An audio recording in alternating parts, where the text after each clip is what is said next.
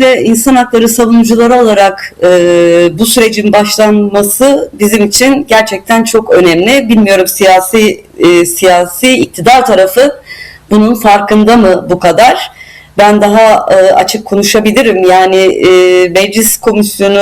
mecliste bir komisyon oluşmuş olması tabii ki çok kıymetli. Ama raporun bütün eksikliklerine rağmen raporun açıklanmasından sonraki sürece dair ki gelişmeleri de yine silah bırakma ve yakma eyleminden sonraki süreçteki gelişmeleri de biz açıkçası kaygı verici olarak görüyoruz. Ve yeterince bir örgütün bir irade beyanı varken, kendini fesih kararı varken, taraflardan birinin hızla attığı adımlardan sonra tarafların öbür kısmından yeterince adım gelmemiş olması bizi kaygılandırıyor insan hakları savunucuları olarak. Bizim raporumuz da tabii bu sürecin tamamen şeffaf ve demokratik katılımı açık olmadan yürütülmüş olması da kaygıları artıran bir şey. Sadece insan hakları savunucularını değil, aynı zamanda bu süreçte yaşanan her şey, yani bütün antidemokratik uygulamalar dahil olmak üzere ve sürecin sürekli dış politikadaki gelişmelere göre duraksamaları dahil olmak üzere herkeste bir beklenti ve umutsuzluk da yaratıyor aynı zamanda. Yani bu hem Fırat'ın batı yakası açısından hem Fırat'ın doğusu açısından geçerli bir şey. Sadece Kürt halkı açısından da demiyorum. Bütün coğrafyamızdaki yaşayan, en azından hani gerçekten bu sorunun çözülmesi gerektiğini, Kürt meselesinin bu coğrafyanın en köklü meselelerinden biri olduğunu ve demokratik ve adil bir çözümün olması gerektiğini savunan herkeste bir beklenti, ama tedirgin bir de umut var. Ve bu işletiliş biçimi iktidar tarafından bu sürecin başladığı günden itibaren, yani 1 Ekim 2024'ten itibaren işletilmiş biçimi bu umutta ciddi anlamda kaygıya neden oluyor. Ve halkta da ciddi anlamda derin bir adaletsizlik duygusuyla beraber kaygılar da artıyor. Şimdi burası kritik bir şey.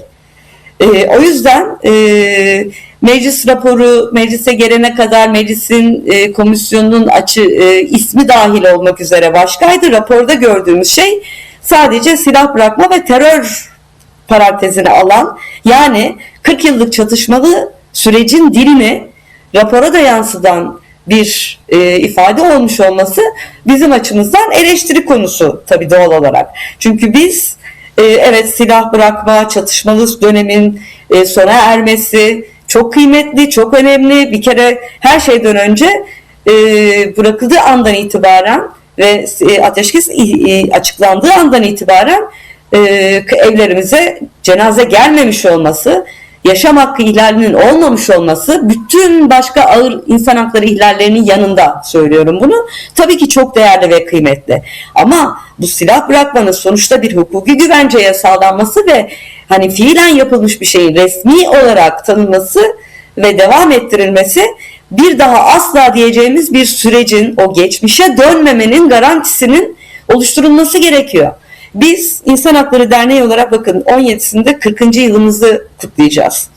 Yani kurulduğumuz andan itibaren aslında Kürt meselesinde yaşanan o çatışmalı sürecin ciddi anlamda ağır insan hakları ihlallerini, faili meçhulleri, kayıpları, hani gözaltında işkence ve ölümleri, köy boşaltmaları, zorla göç ettirmeleri, bütün katliamları hep birlikte yaşadık ve raporladık. Biz bu süreçleri de raporladık ve bütün bu süreçlerin bir daha dönülmemesi gereken bir ilanının yapılması gerekiyor. Özellikle iktidar açısından bu, ve hiç iktidarlar değişebilir ama bunun bir hukuki güvenceye kavuşturulması, geri dönüşü engelleyecek bir çerçeve yasanın çıkması gerekiyor.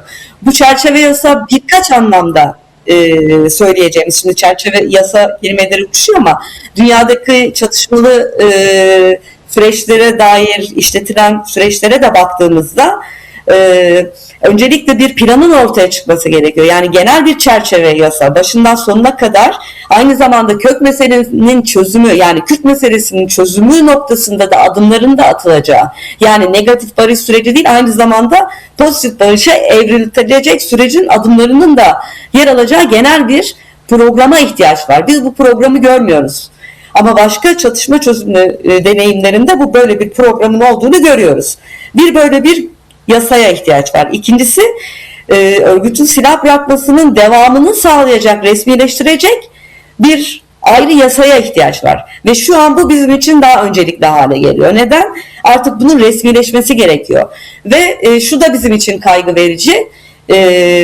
Bir takım işte yandaş medya diye tabir ettiğim yerler aracılığıyla bu bir sızdırma mı, yoksa hani kendiliğinden mi yazılıyor? Şimdi bu bir sızdırma ve bir yoklamaysa bu kime karşı yoklama? Yani halka karşı bir yoklama mı çekiliyor, yoksa taraflara mı bir yoklama çekiliyor?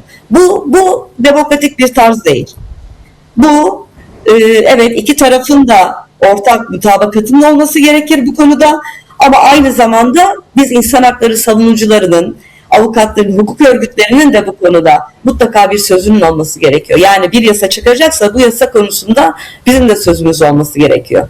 Eğer bu silahsızlanmayı resmi bir statüye taşımaya dönük bir yasaysa, orada silahlarını yakan kişilerin 30 kişi, bu 30 kişinin başta olmak üzere geri dönüşü ne olacak?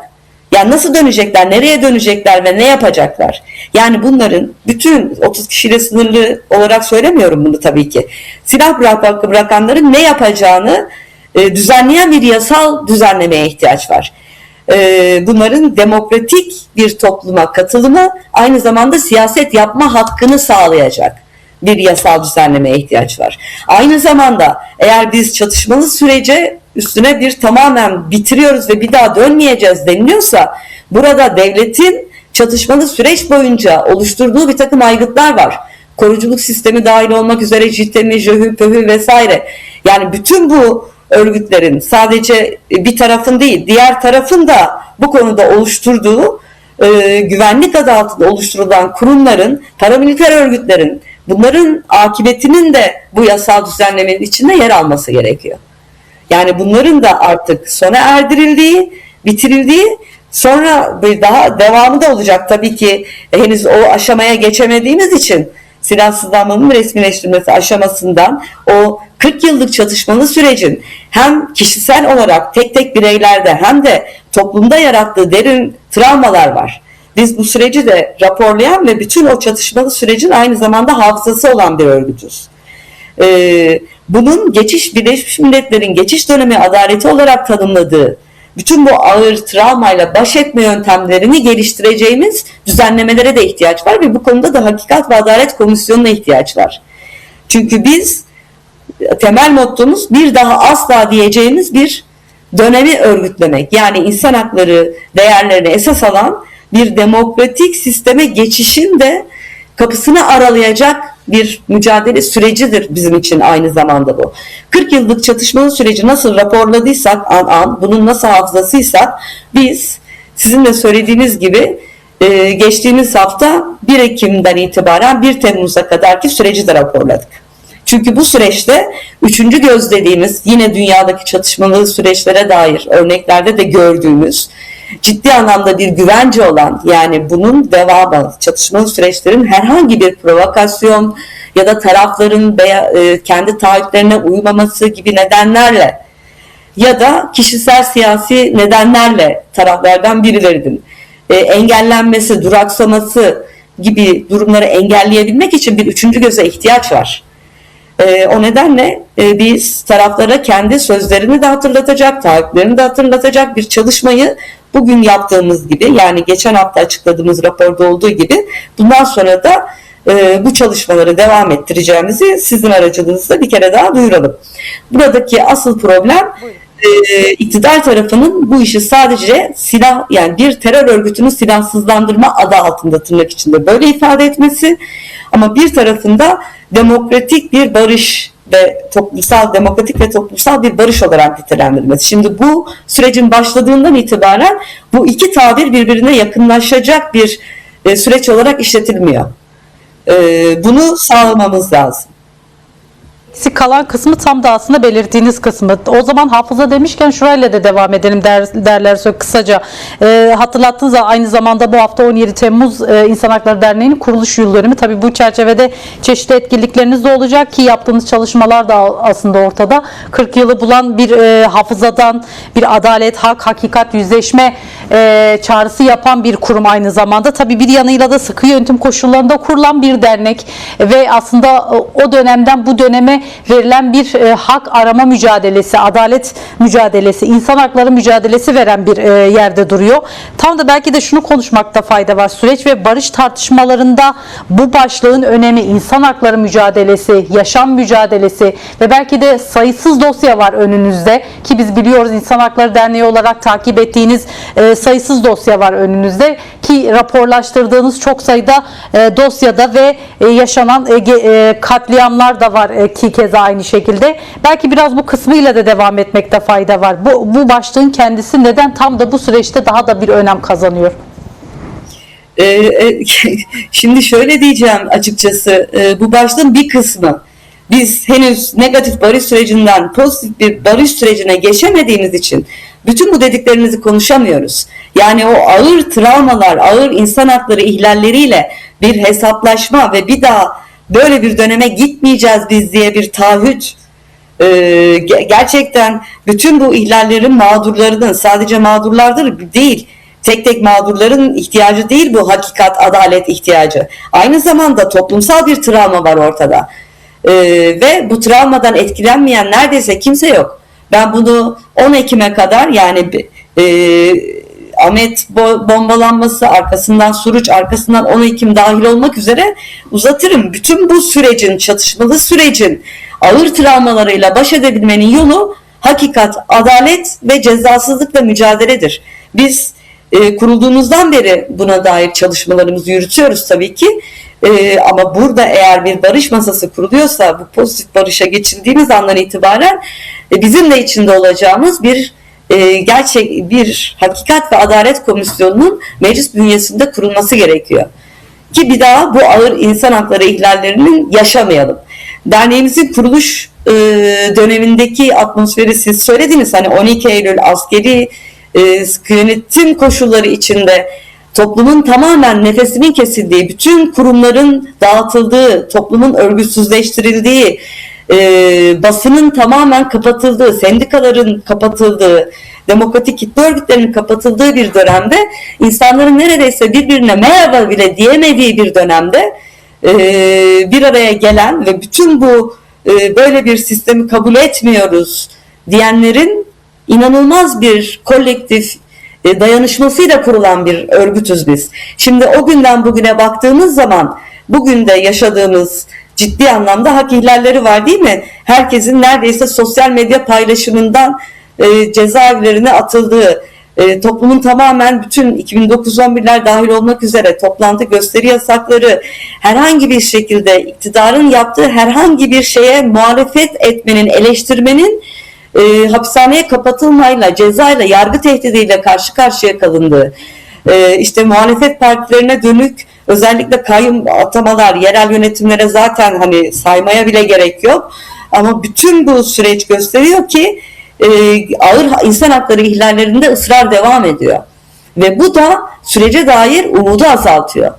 Sürece dair bir barış umuduna dair beklentiyi de azaltan bir dönem. Doğal olarak bütün bu ihlallerinin de aynı zamanda sona erdirme mücadelesidir bizim insan hakları savunucuları olarak mücadelemiz. Söylediğiniz raporda en önemli, o raporla meclisin raporunu bir araya getireyim ben. Hani çakıştığı yer taahhüt edilip de yapılmayanlar açısından da önemli. Cezaevlerinde gözlem kurulu kararlarıyla tahliyesi engellenenler ve hasta mahpuslar raporumuzda önemli yer tutuyor. Bu konuda meclis raporunun 7. bölümünde özellikle sayılan maddeler arasında ihlali görüyor, tespit ediyor, evet bu var ama bayramdan sonra ikinci bayram geçti, ondan sonra derken hiçbir şekilde adım atılmayan bir sürecin içerisindeyiz şu an. O konuda da bir beklenti tabii ki var. Beklentiden öte bu bir güven sorunu yaratıyor. Çatışmalı süreçlerin yürütülmesinde güven önemlidir. Bu güven, taraflardaki güvenden bahsetmiyorum ben. Coğrafyamızda yaşayan halklardaki güven. Bu güvenin sağlanması için bir samimiyet önemlidir. Bir hukuk güvencesi önemlidir. Ve somut adım atılmasının en azından meclis raporunun da bütün eleştirilerimize rağmen 7. bölümündeki sayılan konularda işte idari, yani yasal değişiklik gerektirmeyen idarenin kendi uygulamalarından kaynaklı olan ihlallerin giderilmesi konusunda derhal adım atılması gerektiğini söylemek istiyorum. Şunun farkındayız tabii ki, Kürt meselesi 100 yılı aşkın süredir bu coğrafyada devam eden önemli bir meseledir ve bunun bugün bir mücadele konusudur bu. Gerçek anlamda insan hakları temelinde demokratik bir, adil bir şekilde çözülmesinin yolu tabii ki bizim için bir mücadele konusudur. Bu da bugünden yarına hemen olmayacağını da biliyoruz. Uzun süreçte bir mücadeledir bu. Evet, bu coğrafyada insan hakları değerlerine uygun bir rejim kurulması da yine bir mücadele sürecidir. Ama bugünden yarına hemen bu önemli fırsat karşısında atılması gereken adımlar var. Bu adımlar toparlayıcı olmak açısından söylüyorum. Sürekli programda da diğer konuşmacı arkadaşlarım tarafından da ifade edildi. Silahsızlanmayı resmileştirecek acil bir yasaya ihtiyaç var. Ve bu yasanın kapsayıcı, bütünsel olması çok kritik ve burada Öcalan'ın statüsü de kritik önemde. Bu ikisini karşılayan bir yasa ve aynı zamanda sürecin kişilerden bağımsız, yani bugün iktidar değişir, devam eder ya da iktidarın siyasi konjonktüre göre hareket etmesini engellemek üzere ya da dışarıdan provokasyonlarla bunun giderilmesini ya da bir takım anlaşmazlıklar, tıkanma noktalarında önünü açacak bir mekanizmaya ihtiyaç var. Yani sadece yasanın çıkması değil, aynı zamanda bir mekanizmanın oluşturulmasının da çok önemli olduğunu düşünüyoruz. Ve son olarak da bütün bu sürecin demokratik adımlarla birlikte yürütülmesinin de halklarımızda güven oluşturması için kritik olduğunu düşünüyoruz. Sadece dünyadaki çatışmalı örneklerden değil, süreçlerin deneyimlerinden değil, kendi coğrafyamızda 40 yıllık çatışmalı süreç boyunca da muhtelif ateşkesler, Oslo süreci, 2013-2015 sürecini yaşadık. Bu süreçlerden çıkardığımız deneyimlerin de olması gerekir. Ki bu deneyimlerde bu süreçlerin bir hukuki güvenceye kavuşturulmaması ve bir mekanizmanın oluşturulmamasından kaynaklı konjonktürel nedenlerle bir barış sürecine evriltilemediğini görüyoruz. Hep birlikte tespit edebiliyoruz. Demek ki ne? Kendi deneyimimizden de ders çıkararak bu sürecin, bu tarihsel fırsatın dünyada, coğrafyamızda bu koşullar altında, hani ağır insan hakları ihlallerinin ve savaşlarla kuşatılan halkların olduğu bir dönemde böylesi bir tarihsel fırsatı kaçırmamak gerektiğini düşünüyorum. O nedenle de biz insan hakları savunucuları olarak bu savunduğumuz ilkelerle sürecin bir parçası olmaya, takipçisi olmaya devam edeceğiz ve bundan sonra da gerek raporlarımızda gerek yaptığımız toplantılarda sürecin ilerlemesi noktasında tüm elimizden gelen her şeyi ve bütün kolaylaştırıcılığı sağlamaya hazır olduğumuzu bir kere daha söylüyorum.